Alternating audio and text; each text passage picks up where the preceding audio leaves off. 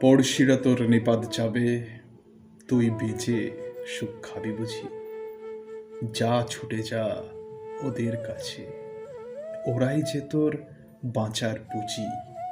যারা ক্রমাধি গমনে তীব্র তৎপরতায় তার অমৃত বর্তে, চরণশীল যারা কর্ম অর্থ কাম মোক্ষ অর্থাৎ জীবনের সমস্ত দিকে ইষ্টিপুত ও ইষ্ট স্বার্থান্বিত, ওই রকম তাপসজনের জীবনের বেগ ঝড়কে অতিক্রম করে।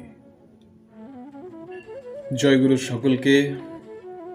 সকলে আলোচনাটি নিজ প্রিয়জনকে শেয়ার করে দেবেন এই আশায় রাখি।